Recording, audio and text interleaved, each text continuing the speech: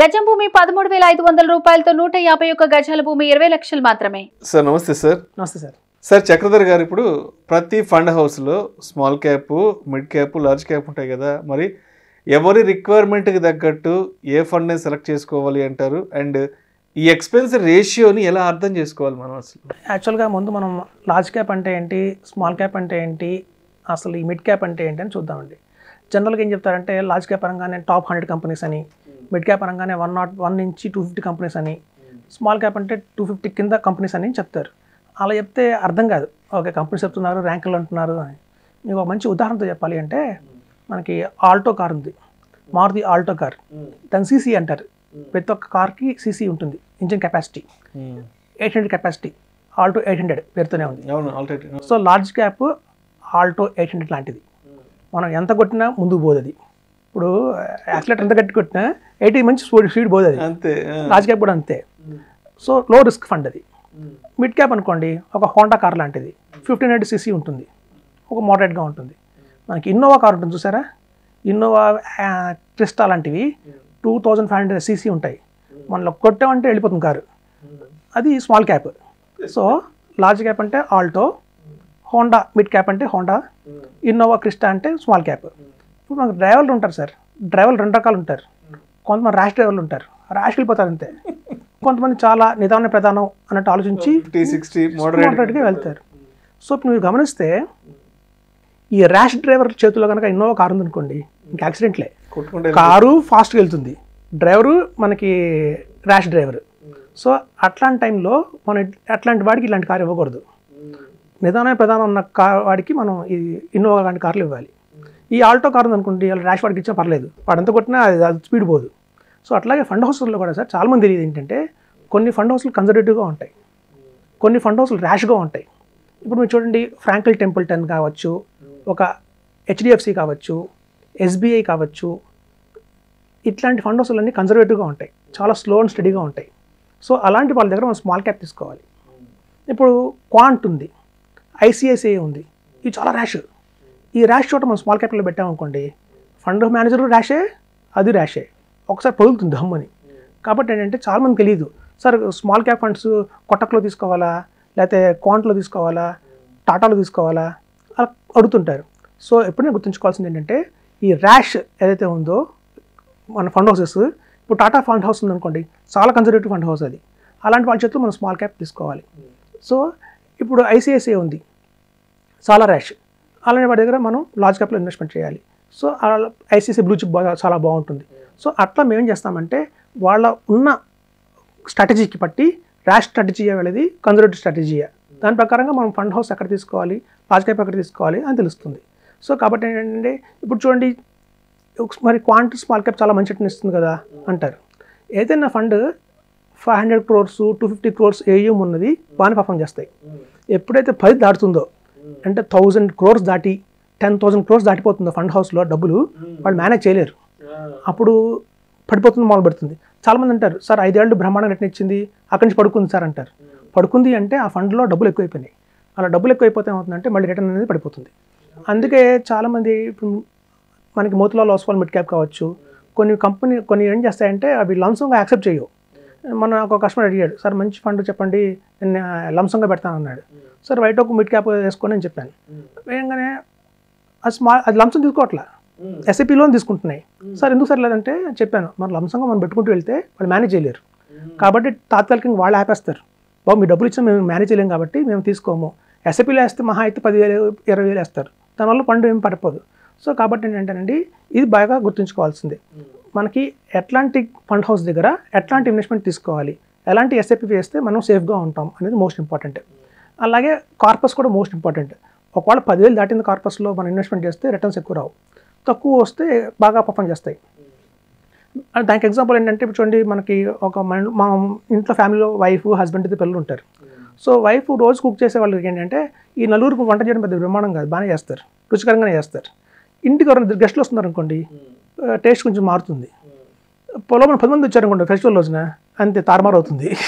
అట్లాగే జనం ఎలా పెరుగుతారో, ఇట్లా మనం టేస్ట్ ఎలా మారుతుందో, అలాగే ఫండ్ హౌస్లో కూడా డబ్బులు వచ్చిన కొద్దీ ఏమవుతుందంటే రిటర్న్ పడిపోతుంది అనమాట. సో ఏదైనా లిమిటెడ్గా ఉంటేనే దాన్ని ఈజీగా మేనేజ్ చేసుకోవచ్చు, ఈజీగా మానిటర్ చేసుకోవచ్చు, ట్రాక్ చేసుకోవచ్చు. సో ఫండ్ మేనేజర్కి ఈజీగా ఉంటుంది, మంచి రిటర్న్స్ ఇప్పించే అవకాశం ఉంటుంది. అదే సామెత ఉంది, మంది ఎక్కువైతే మజ్జిగ పలచన అయిపోతుంది అన్నట్టు. అవునండి, అవును. అందుకే మేము చెప్తాం, స్టాక్ మార్కెట్లో కూడా ఎప్పుడైతే ఇంకో 5 కోట్ల మంది వచ్చారో ఫ్యూచర్లో ఇంత రిటర్న్స్ వాళ్ళకి రావు. మనకి ఇప్పుడు వచ్చే రిటర్న్స్ అంత రావు ఫ్యూచర్లో, ఎందుకంటే ఎక్కువైపోతాం మనం, జనాలు ఎక్కువైపోతే రిటర్న్ తగ్గిపోతుంది. ఇప్పటికే 12-15 కోట్ల మంది అయిపోయారు దగ్గర. సరే, ఇట్లా కాబట్టి ఏంటంటే ఫండ్ సెలెక్ట్ చేసుకునేటప్పుడు ఇది మోస్ట్ ఇంపార్టెంట్ అండి. సో ఏ ఫండ్ హౌస్ దగ్గర ఎలాంటి ఫండ్ తీసుకోవాలి, కన్జర్వేటివ్ ఫండ్ హౌస్ దగ్గర ఏమో మనకి స్మాల్ క్యాప్ తీసుకోవాలి, ర్యాష్గా ఉన్న ఫండ్ హౌస్ దగ్గర ఏమో లార్జ్ క్యాప్ తీసుకోవాలి. సో అది మేము స్ట్రాటజీ మంచిగా వాడతాం, అది మనకి 20 yearsలో మంచి రిటర్న్స్ వచ్చాయి అలా ఫాలో అయితే. సరే, నెక్స్ట్ ఏంటంటే మనకి క్వశ్చన్ మన వాల్యూ అంటే మనకి ఎక్స్పెన్స్ రేషియో ఎలా తీసుకోవాలి, దాన్ని ఎలా చూడాలి. ఇప్పుడు చూడండి, చాలామంది ఏంటంటారంటే ఇండెక్స్ ఫండ్స్లో ఎక్స్పెన్స్ రేషియో తక్కువ ఉంటుంది కాబట్టి ఇండెక్స్ ఫండ్కి వెళ్దాం. ఏదన్నా ఫండ్ మేనేజర్ కనుక పర్ఫామ్ చేస్తుంటే వాళ్ళు రేట్ ఎక్కువ తీసుకుంటారు, అక్కడ ఎక్స్పెన్స్ రేషియో ఎక్కువ ఉంటుంది. ఫండ్ మేనేజర్ చేసే ప్రతి ఇన్వెస్ట్మెంట్ ప్రతి ఫండ్ మీద కూడా ఎక్స్పెన్స్ రేషియో ఎక్కువ ఉంటుంది. మనం ఎందుకు ప్యాసివ్ ఫండ్స్కి వెళ్ళకూడదు అనేది చాలామంది మైండ్లో ఉందండి. యాక్చువల్ దాన్ని అర్థం చేసుకుందాం కొంచెం క్లియర్గా. ఇప్పుడు దానికి ఎగ్జాంపుల్ చెప్తానండి. మనం ఒక ఉడిపి హోటల్కి వెళ్ళామనుకోండి, ప్లేట్ ఇడ్లీ 40 రూపీస్ అని చెప్తారు. అదే మీరు చట్నీస్ మినర్వా లాంటి కొంచెం మంచి వెళ్ళారనుకోండి, అదే ఇడ్లీ 90 రూపీస్ చెప్తారు. అంటే ఇక్కడ ఎక్స్పెన్స్ రేషియో 90 రూపీస్ ఉంది, ఇక్కడ ఎక్స్పెన్స్ రేషియో 40 రూపీస్ ఉంది. మనం క్వశ్చన్ చేస్తాం జనరల్గా, ఎందుకు చాలామంది ఆలోచించారు, మనం కొంచెం ఎక్కువ కాబట్టి ఆలోచిస్తారు. మనం అడిగాం అనుకోండి చట్నీస్లో ఎందుకు 90 రూపీస్ తీసుకుంటున్నామని, వాడు ఏం చెప్తారంటే నేను వాడే వాటర్ ఏదైతే ఉందో మున్సిపల్ వాటర్ వాడాను సార్, నేను మినరల్ వాటర్ వాడతాను, ఆర్ఓ వాటర్ వాడతాను, మన ఇడ్లీ పిండిలో కావచ్చు, దోశ పిండిలో కావచ్చు. అలాగే నా కిచెన్ కూడా సెంట్రల్ ఏసీ ఉంటుంది, హైజీనిక్ ఉంటుంది. సో కుక్ చేసే వాళ్ళందరూ కూడా కంప్లీట్ యూనిఫామ్ వేసుకుంటారు, క్యాప్ పెట్టుకుంటారు, ప్రొఫెషనల్ పీపుల్ ఉంటారు. ఇప్పుడు మనకి ఉడిపి హోటల్ ఏసీలు ఉండవు కాబట్టి వాళ్ళు షర్ట్లు కూడా వేసుకోరు. మనం ఏంటంటే ఇప్పుడు వేడి కదండి, సో అంత హైజీన్ ఉండదు. సో ఎక్కడైతే హైజీన్ ఉందో దాన్ని బట్టి మేము ఛార్జ్ చేస్తున్నాము అంటే మనం కూడా సాటిస్ఫై అవుతాం, ఓకే హైజీన్ ఉంటుంది కాబట్టి సాటిస్ఫై అవుతాం. అలాగే చూడండి, ఒక కన్సల్టేషన్కి వెళ్ళాం, ఒక డాక్టర్ కన్సల్టేషన్, మల్టీ స్పెషాలిటీ హాస్పిటల్కి వెళ్తే 1000 రూపీస్ కన్సల్టేషన్ ఫీజు అంటే. ఇది మామూలుగా జనరల్ హాస్పిటల్కి వెళ్తే 300 రూపీస్లో అయిపోతుంది. మరి మనం అడుగుతాం ఎందుకు 700 రూపీస్ ఎక్స్ట్రా తీసుకుంటున్నారు మీరు, రీజన్ కావాలి కదా మనకి. ఇప్పుడు చూడండి, మల్టీ స్పెషాలిటీ హాస్పిటల్ అంటే ఫ్లోర్ అంతా హైజీన్గా ఉంచుతారు, ఫినాయిల్ పెట్టి తుడుస్తుంటారు, ఒక పేషెంట్ వెళ్ళిపోగానే ఆ స్ప్రే చేస్తారు సీట్ మీద, మళ్ళీ తుడుస్తారు, ఎందుకంటే వైరస్ స్ప్రెడ్ అవ్వకూడదు అని. మెయింటెనెన్స్ అంతా పక్కాగా ఉంది, హైజీన్. సో మనం ఎక్కడైతే డబ్బులు ఎక్కువ పెడుతున్నామో మనకి హైజీన్ అనేది వస్తుంది. అలాగే మ్యూచువల్ ఫండ్స్లో కూడా ఈ ఫండ్ మేనేజర్ ఉన్న చోటల్లో ఎక్స్పెన్స్ రేషియో ఎక్కువ ఉంటుంది. ఎందుకు ఉంటుందంటే చాలా తెలియని విషయం ఏంటంటే, వ్యూవర్స్కి ఫండ్ మేనేజర్ చేసే వాళ్ళు చేస్తారంటే సార్, వాళ్ళు సొంతంగా స్టడీ చేయరు స్టాక్ని, వాళ్ళు కొన్ని కోట్లు ఇచ్చి డెలాయిట్ దగ్గర, ఎర్నెస్ట్ అండ్ యంగ్ అనే ఆడిట్ కంపెనీస్ ఉంటాయి, ఎర్నెస్ట్ అండ్ యంగ్ కావచ్చు, డెలాయిట్ కావచ్చు, వీళ్ళ దగ్గర రిపోర్ట్స్ కొనుక్కుంటారు. అంటే ఇప్పుడు అపోలో టైర్స్ ఉంది, ఎంఆర్ఎఫ్ టైర్స్ ఉంది. ఈ ఎంఆర్ఎఫ్ టైర్ మనం తీసుకోవాలా, అపోలో టైర్స్ తీసుకోవాలా అనే దానికి మనం ఏంటంటే వేగ్గా ఏది ప్రైస్ తక్కువ ఉంది, వాల్యూ తక్కువ ఉందో అది తీసుకుంటాం మనం, జనరల్ మైండ్ సెట్ అది.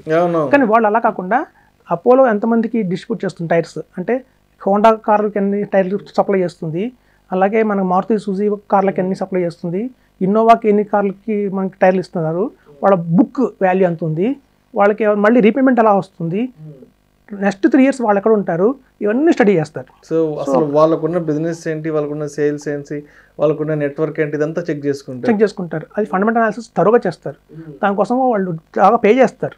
సో మన దగ్గర తీసుకుంటున్న ఎక్స్ట్రా డబ్బులు ఏవైతే ఉన్నాయో అండి, ఆ ప్రతి ఒక్క రూపాయి కూడా వాళ్ళు సద్వినియోగం చేస్తున్నారు. ఇప్పుడు మన పోర్ట్ఫోలియో కనుక మన స్టాక్స్, ఇప్పుడు మనం ఇన్వెస్ట్మెంట్ చేస్తున్నాం కదండి, మనం పెట్టే ₹1,00,000 అలా మంచిగా స్టడీ చేసి స్టాక్ కొంటే మనకి ధైర్యం, ఓకే వీళ్ళు చాలా మంచి స్టాక్స్ కొంటున్నారు, ఫ్యూచర్లో కూడా మనకి మంచి వస్తుంది అని, రిటర్న్స్ వస్తాయని చెప్పి మనకి ఎష్యూరెన్స్ ఉంది. ఇప్పుడు ఫండ్ మేనేజర్ ఏంటంటేనండి, ఇండెక్స్ ఫండ్స్ అనేవి ఉంటాయి. ఎలా ఉంటాయంటే, ఇవాళ మీరు 100 రూపీస్ ఎన్ఏవిలో ఒక ఇండెక్స్ ఫండ్ కొనుక్కున్నారు, మార్కెట్ పడంగానే ఆ 100 రూపీస్ ఎన్ఏవి కాస్త మీకు 70 రూపీస్కి వచ్చేసింది, కామన్. మళ్ళీ ఇండెక్స్ ఫండ్ పెరగగానే, సెన్సెస్ పెరగగానే మళ్ళీ 70 రూపీస్లో ఉన్నది 120 రూపీస్ దాకా వెళ్తుంది. యాక్చువల్గా ఏంటంటే ఈ ఫండ్ మేనేజర్ రోల్ అక్కడే ఉంటుంది. ఎప్పుడైతే మార్కెట్ పెరుగుతుందో అప్పుడు ఫండ్ మేనేజర్ ఏమో మనం ఇద్దరం ఒకటే, ఎవరైనా కొన్నా గుడ్డి గుర్రం పడుతున్నట్టుగా రిటర్న్స్ వస్తాయి. ఎప్పుడైతే మార్కెట్ డౌన్ అయిన తర్వాత క్విక్గా మారుస్తారు వాళ్ళు, అంటే నెక్స్ట్ రాబోయే బుల్ రన్లో ఏ స్టాక్ బాగుంటుంది, ఏ సెక్టర్ బాగుంటుంది, ఏ సెక్టర్లో మనకి తక్కువలో దొరుకుతున్నాయి వాళ్ళు అని చెప్పి వాళ్ళు బాగా స్పాంటేనియస్గా డెసిషన్ తీసుకుంటారు. ఆ స్పాంటేనియస్ డెసిషన్ మేకింగ్ వల్లనే రిటర్న్స్ అనేవి ఎక్సలెంట్గా వస్తాయి. కాబట్టి ఏంటంటే ఇండెక్స్ ఫండ్స్ కంటే కూడా మనం డబ్బులు ఎక్కువ పెట్టినా, ఎక్స్పెన్స్ రేషియో ఎక్కువ ఉన్నా కూడా మనం ఒక మంచి కనుక ఫండ్ మేనేజర్ పర్ఫామ్ చేసే ఫండ్స్ తీసుకుంటే రిటర్న్స్ బాగా వస్తాయి. అయితే కొంతమంది అనే మాట ఏంటంటేనండి, చాలా ఫండ్ హౌసెస్లో ఫండ్స్ ఇండెక్స్ ఫండ్స్ కంటే కూడా తక్కువ రిటర్న్స్ వస్తున్నాయి కదా, తక్కువ రిటర్న్ వస్తున్నప్పుడు మనం ఎందుకు ఎక్కువ పే చేయాలి అనుకుంటారు. ఇప్పుడు చూడండి మంచి ఎగ్జాంపుల్ ఏంటంటే మన హీరో ఉన్నారు చిరంజీవి గారు, ఆయన 150 సినిమాలు తీశారు. ఆ 150 చిరంజీవి తీసిన సినిమాల్లో ఒక 100 సినిమాలు ఫ్లాప్ ఉంటాయి ఈజీగా, ఒక 50 హిట్ ఉంటాయి.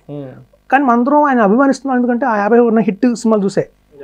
సో ప్రతి ఒక్క హీరోకి కూడా చాలా సినిమాలు ఫ్లాప్ ఉంటాయి, కొన్ని హిట్ ఉంటాయి.